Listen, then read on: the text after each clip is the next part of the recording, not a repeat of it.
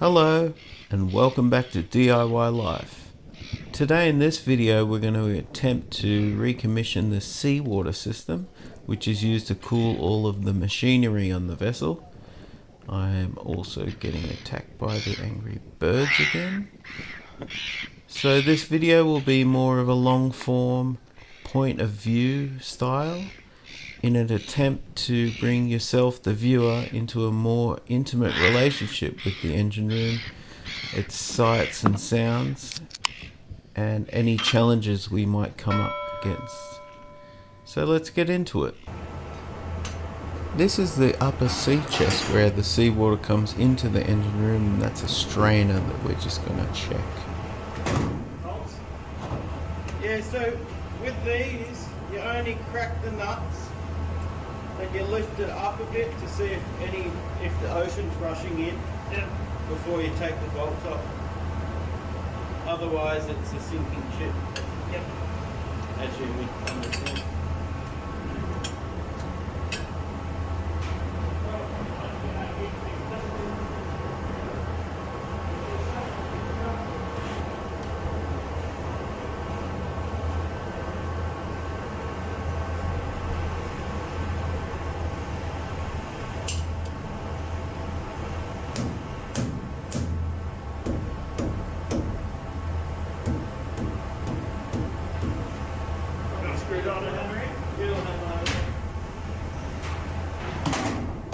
So what we're doing here, we're trying to take that top cap off the sea strainer so we can check the filter.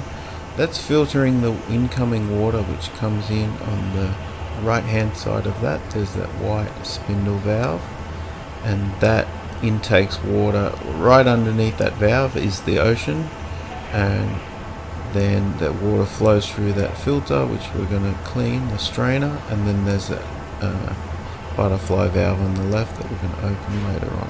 But that you need to exercise a lot of caution when taking the sea strainer top cap off, in case that valve on the right hand side which connects to the ocean isn't shut properly. You can have a severe flooding event and you wouldn't be able to get the cap on, so you could just imagine why I'm very cautious. So here I'm just going to pry the top cap off a little bit with the hammer and the screwdriver, just trying to tap it to separate it, but you're going to leave the nuts on the threads so nothing can blow, the top cap cannot blow off from pressure of the water. Once you see any water flow, you'll have a look at the water stream. The water stream will be shooting out to the side, and you want to see that stream slowly get lower and lower and lower, which will indicate that the pressure and the flow is diminishing. If it's not diminishing, you don't want to take that cap off. We want to see that go lower. Yep.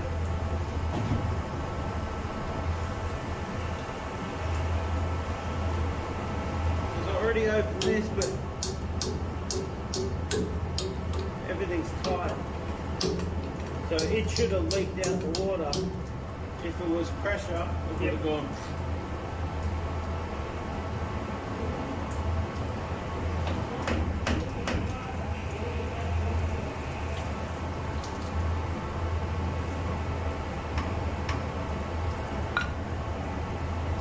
You might notice there's a bit of a hum in the background. That is the sound of the engine room ventilation fans. They force outside air into the engine room space. That's handy to clear any fumes from the area, but also to create positive pressure to assist their main engines to breathe. That's good. That's good. Just leave 2 at each end on. Get full lift on it? Yeah, that's full lift. It's empty now, which is good. We know it's not going to flood in.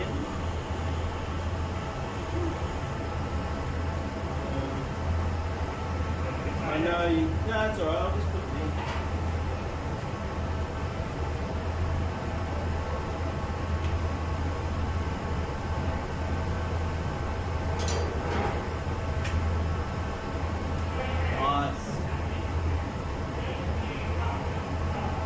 So that copper U-bend that I just touched there, that's the air bleed for after when you turn the water back on. You just want to bleed the air out. There's also a chain on the hydrant and the valve because the ship was docked up for 5 years. It didn't want any of the seawater valves opened, as this could have led to a leak and slowly sunk the ship.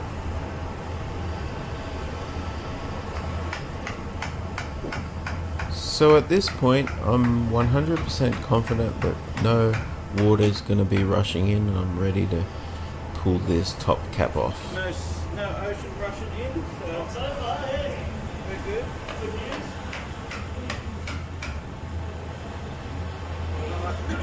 Alright, that's safe.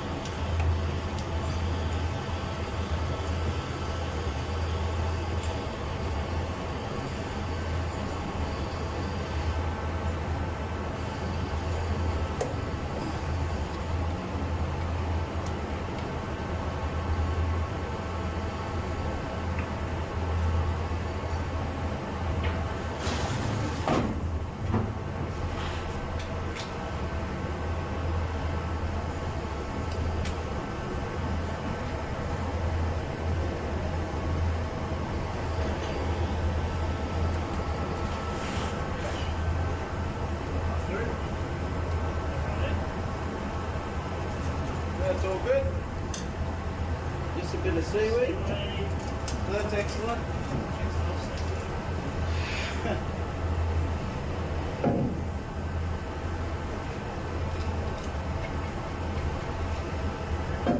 What's, oh yeah, that just be good to test that valve works or not. Bring it to work. We'll try some air on it. So I've cleared that valve that lets the air and water bleed out of the top of the cap, top of the strainer. So I'm just checking the sealing face on the rubber seal and on the housing. You don't want any foreign objects there, so it could lead to a leak.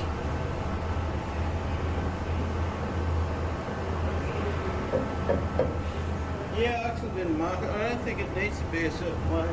It was the other way forward. Was it? Yeah, the cock was facing the other way. Look at that, mate. Alright. Have a bit of Never seize or anti-seize is an engineer's best friend. It's a deckie's best friend. You put it on the threads of the bolts and studs, so when you want to remove it 2 years down the line, it's not seized up from the seawater. Also, this high sea suction is located on the hull, a little bit higher on the hull than the low sea suction. This is for when your ship comes into port in shallower waters. There's a lot of sediment and debris which is near the seafloor, which you don't want to suck up and clog your seawater system from the low seawater inlet.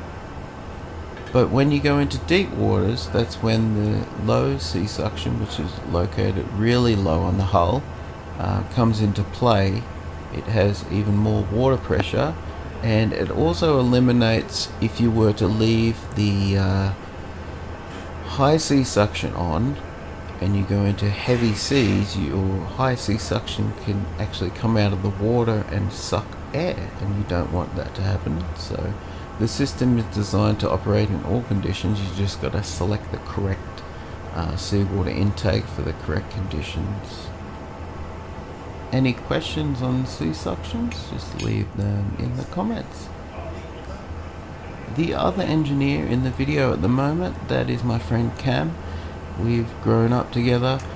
When he heard I was coming onto a ship, he really wanted to come along, so I got him and his friend Josh to come along and help me out with the mammoth task of trying to get this ship running again. Very thankful for the help, and we're having a good time. And in actual fact, Josh, I used to work at a truck place with a couple of decades ago, and just so happened that Josh and Cam became friends, nothing to do with me, so pretty cool.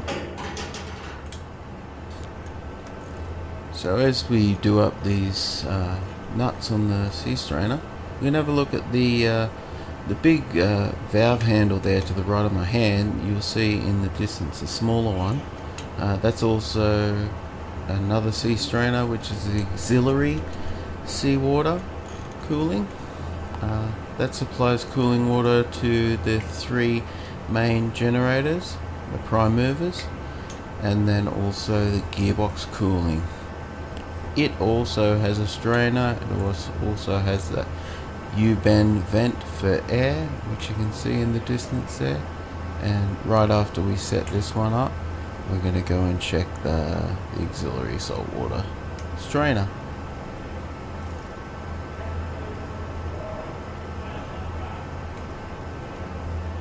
So I'm going to scrap these.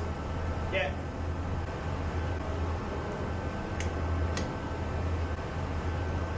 Break them up, please. Yeah.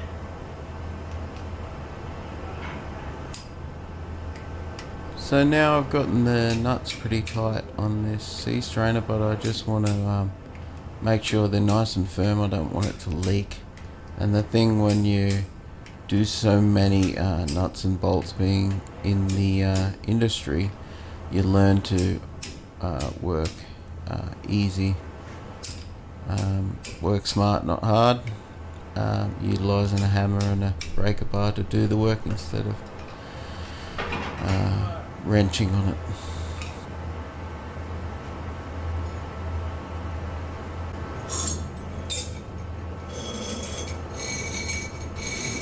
So off comes the chain, and we'll be able to give it a try, open it up and see how it goes.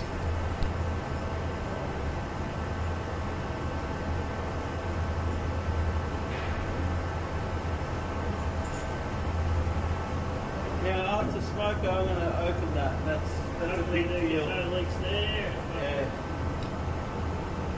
So we'll do that after smoker. Yep.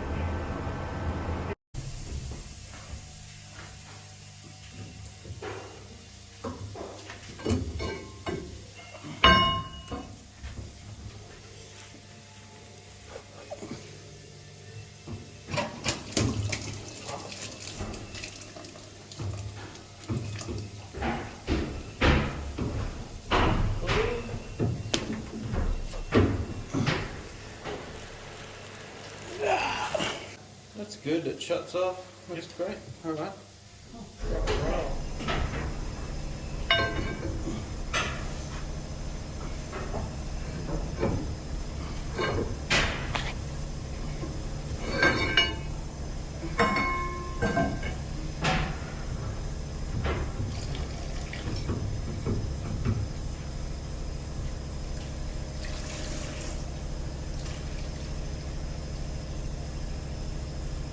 Now listen for leaks.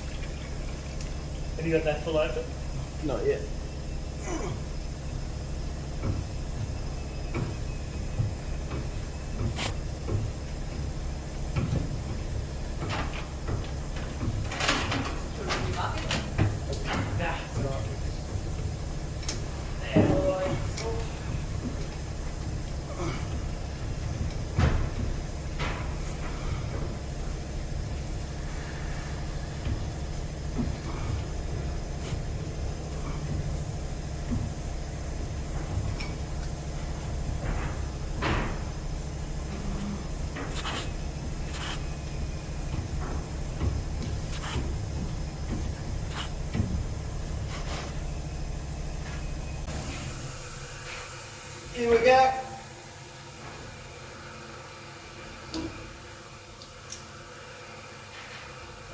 should have flow now. We've got flow now. I'm just going to grab the bucket and show Cam where to bleed the water off the main engine water pumps. These are the telltales for the water pump. And then you've got salt water in here.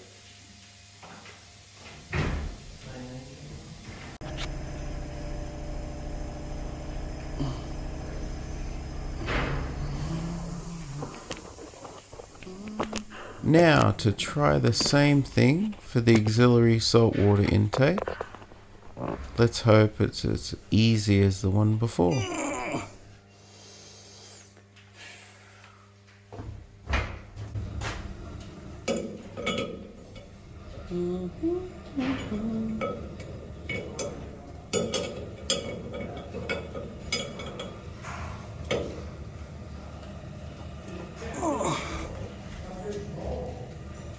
Jesus Christ. Hold on. Rah, rah, rah, rah, rah. You can see by the spindle it's not already open, so it needs to come open.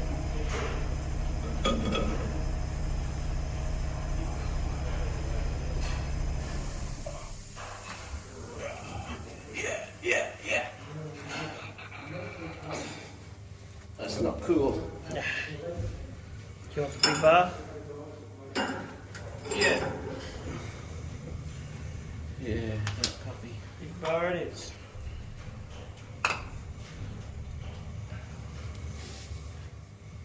Not really.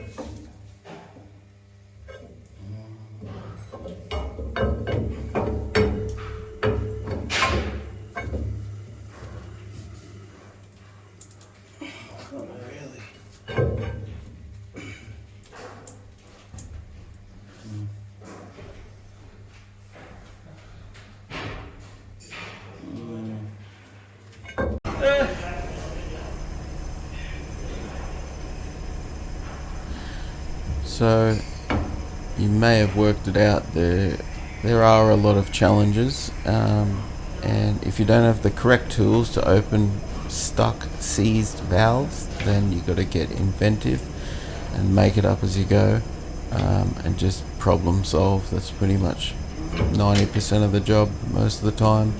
So I chose to leave this footage in struggling, just to share the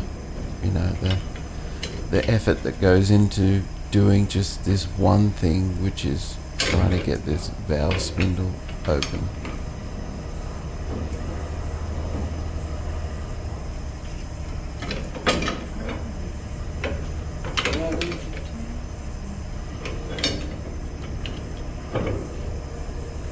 No idea what song was stuck in my head, but it's certainly helping to keep me sane. Okay.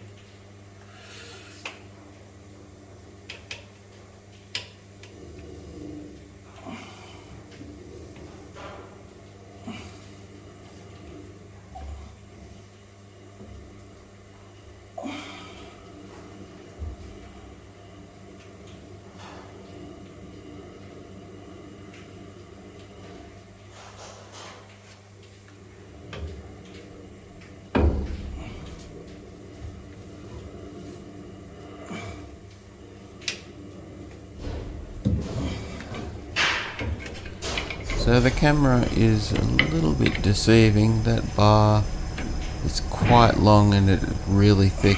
It's a lot of force to be putting on that valve, especially that size. I am a little bit wary that I could bend it or snap the valve spindle handle, but just keep on going. Yeah, I moved it a little bit, but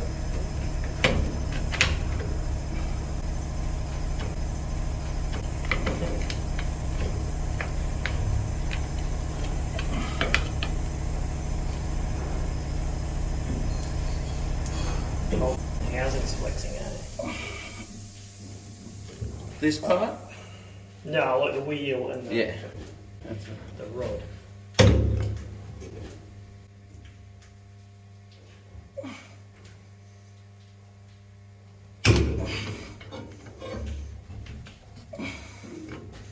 Just keep an eye on that. Make sure that's turning Yep. to the top of the spindle. It is. It's just I can't have my eyes on it all the time.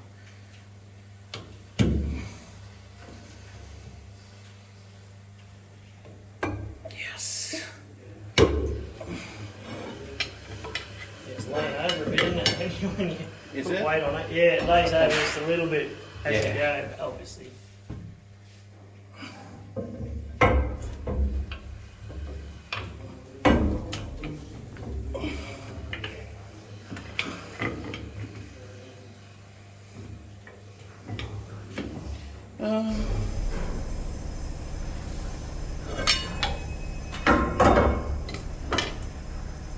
That's a lot of force. Both it is.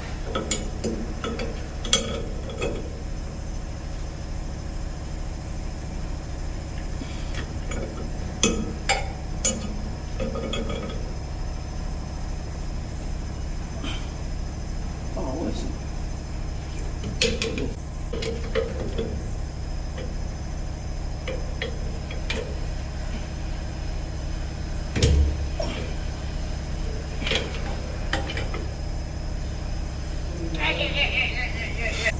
Give it that. Whoa! On me. Creval's cracked.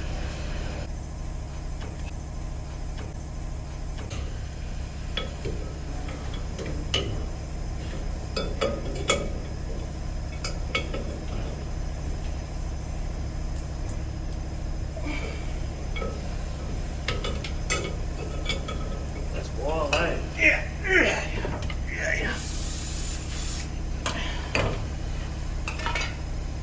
Alright, let's. Could you. Do we have a small little bucket? Or, A little bucket. yeah. Oh no, just even that black one, that's fine. Yep.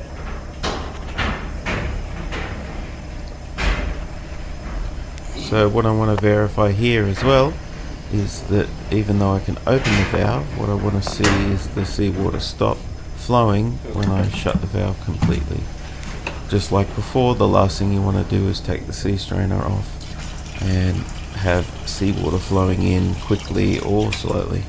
You can do it when it's slowly coming in, but it is, not desirable.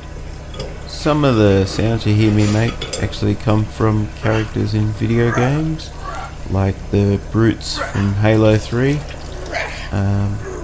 It just helps me work. Did that stop? It stopped. Yep, she stopped. Wonderful. Mud on. Mud on. Do you want to check your pump now? Yep.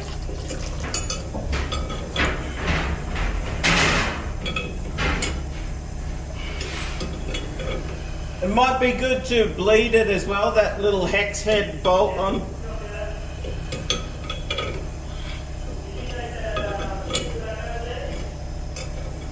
Marco, shifter? Yeah, I got it here.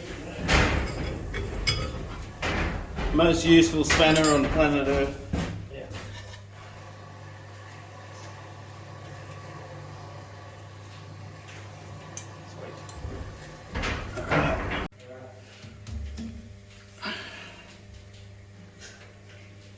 Listen for leaks. Water's on now, auxiliary.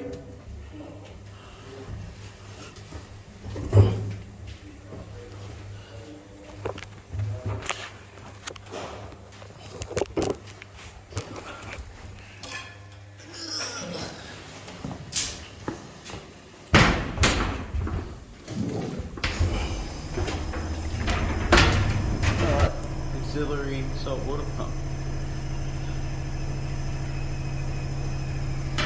Okay, so what I thought was the auxiliary saltwater pump isn't actually the auxiliary saltwater pump. That suction valve that we just opened doesn't actually supply this pump, but irregardless, what we want to do is try and turn the motor because it has been sitting for 5 years. We don't want to turn the electrical power on and have it stall and smoke and cause a fire, so we're just trying to turn it. Is there any air holes where we can jam a screw in?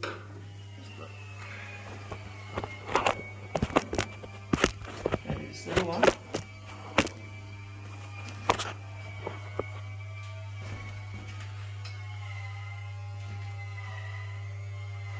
definitely going to need turning. It's not turning? No, and that's plastic. I don't want Yeah. to lean too heavy on those. Alright. Need a hammer, I think, to bash that screw a couple of times. Let's just pull the pump apart. Just pull this top cap and turn the impeller then. Yeah.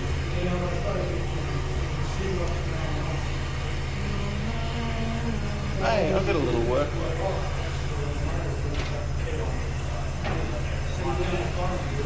So the easier thing would be just to take this end cap off, and it'll expose the impeller, and we can turn it by hand or a spanner, and de-seize this water pump. Yeah, got it.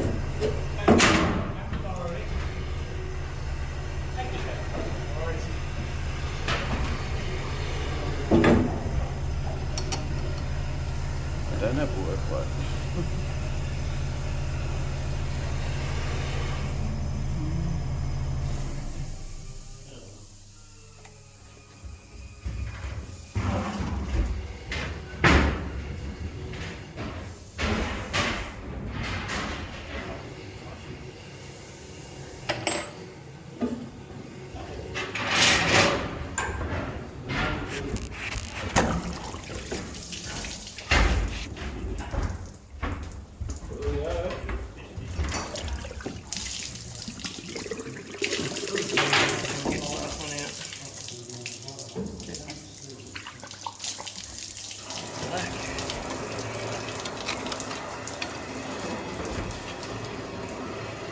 Suck it all. Full on. We've also got some work happening on deck, needle gunning and de-rusting the hull, so you can also hear that in the background.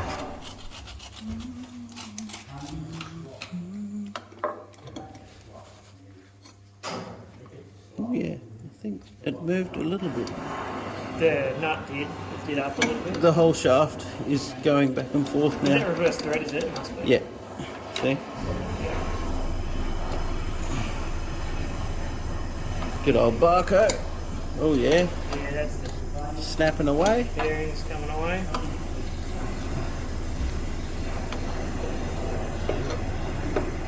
We should run it dry and see if it starts up. Yep. Alright, stand by. Copy. Hand.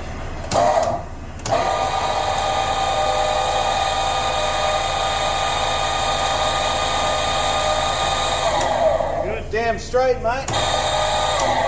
Alright, it is off and isolating. What is the seal that we got here? Just get a rag, I might clean that down. Yeah.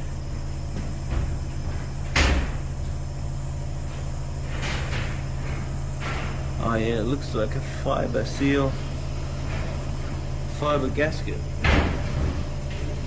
I'll get a bit of goo as well. Looks like the fibre gasket is good as a grip. Yep.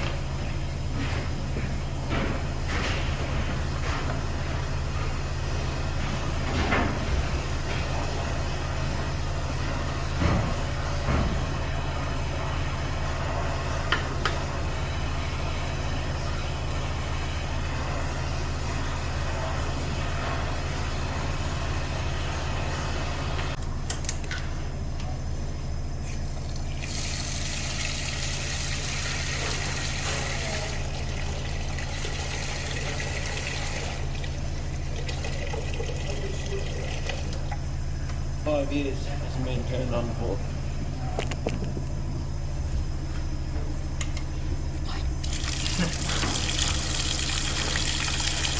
Here I'm just trying the domestic freshwater valves in the engine room. The domestic freshwater pump is to the right of my hand right now. I'm going to try that a bit later. But it's just funny because the pipes are old and rusty. There are a couple ones, but they're also steel ones, and it sometimes presents rust in the water. And when you're on an old ship and that comes out, you go, "What is that?" And, you know, people just say, "Hey, you just need iron in your diet." So it's just reality of an old ship.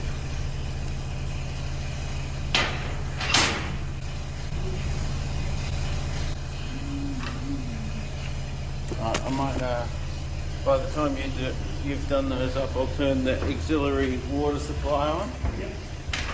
Which is just on the right there. I just walked past it. It's not actually auxiliary salt water suction we just opened. It's on the left there. Cool. And that's okay. Behind Cam, when he stands right there, is the auxiliary salt water pump, which we will commission later. That dub dirty.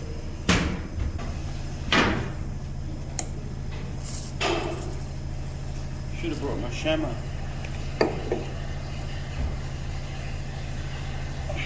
I'll get the hammer. Sometimes when you have a stuck or seized bolt and you don't have heat to help you unseize it, what you can do is tap the end of the bolt head with a hammer, and it shocks the thread to help you try and loosen it. So I'm just going to try that now.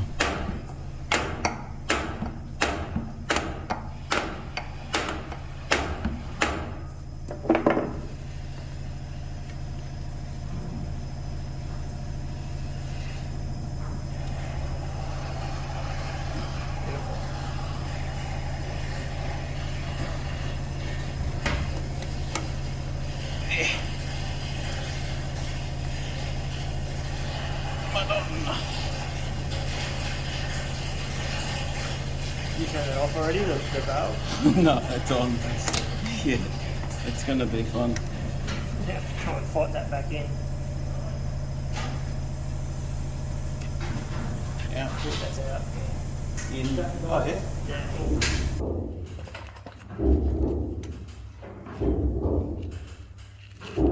I hear air. Yep. Might come from the supply as well. I don't know what that is. It's plugged, isn't it?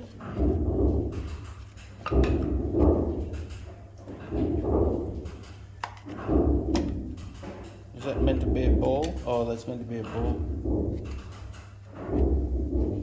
Really? No, that was just build up. Yeah. Looks closed. Let me.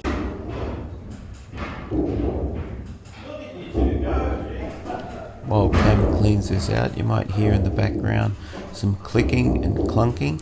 That's Bill and Ashley turning the propeller shaft by hand with the turning gear to spin it one full rotation before we even try about clutching in and using the engine to spin the gearbox.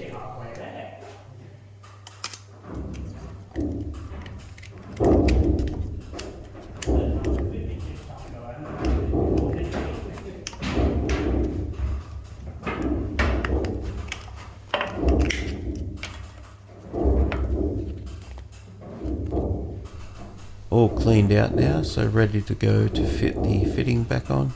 Just putting thread tape on the thread.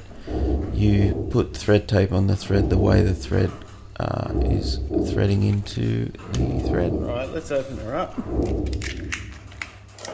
a little bit of tickle. Just the tiniest little bit opening that valve. Hey, Rick, we've shot. Well, it's either. It looks like it's a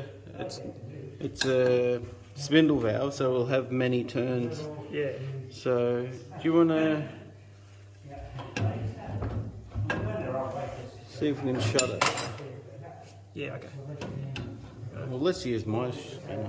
Yeah, you probably No. could, yeah. Yeah, I think it's definitely. Okay.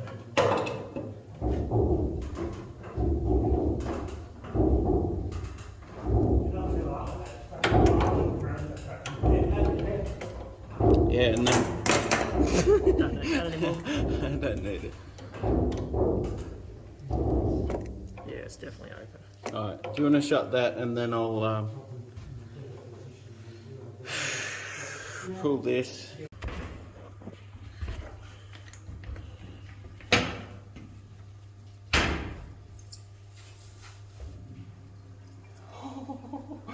Hello! Hey, that went alright. So now it's all primed. We're going to give it a go, see how it operates, see if we can get some pressure. Cool. Now we can commission this after it's fun.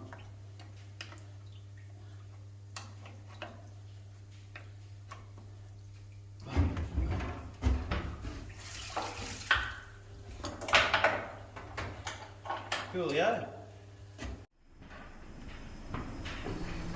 This domestic saltwater pump cools the heat exchanger for the CPP propeller system. So I'm just heading there now to check that incoming valve, see if it's open or closed. I just want to double check that it is in fact open.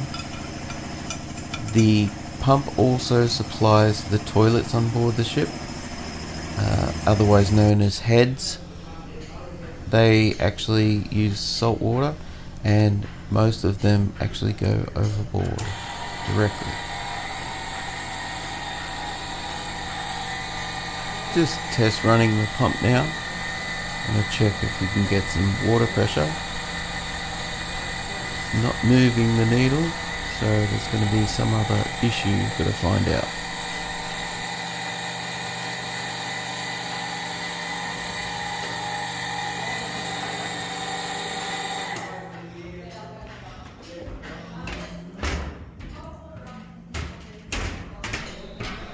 I'm walking around thinking about the outlet valves that go overboard. If you don't have that open, then water's not going to flow. So I did find that valve and retest it. Oh yeah. Got some pressure now.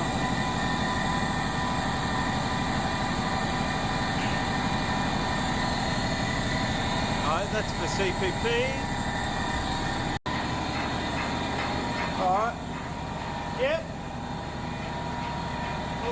Yep.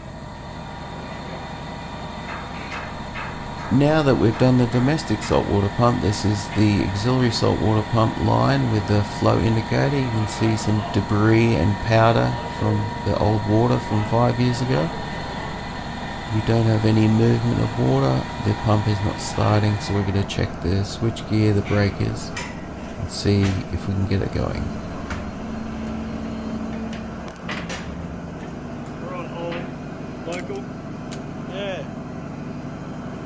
Reset. You press that too for some reason. Oh. We don't have any success at the control panel, so I eventually off camera go to the switchboard and check the main breaker. Well, it runs up. Alright. Bit of success there. It feels really good to see seawater flowing after so long, and I'm just adjusting the flow rate with the valve, inline valve. And then also, it's hard to see because I didn't have the camera correctly, but I am checking to see if there's a readout on the gauge. In camera now is the gearbox cooler, and there's a few zinc anodes that screw into the cooler, which actually are sacrificial to try and take the corrosive energy out of the saltwater system. So that's gone really well. That's going to allow us to run up the main engines, the main generators, the gearbox, the CPP, without fear of overheating any of those systems or damaging any of the seals in the engine-driven cooling water pumps. And this will give us a lot of time to troubleshoot and try and clutch in the main engines to the propeller shaft and try and spin the propeller shaft. That actually occurred on the same day as this filming, but this will be in the next video I release, so be sure to tune in. There are big things happening, so if you want to follow ship4good.com.au or on socials, Facebook and Instagram.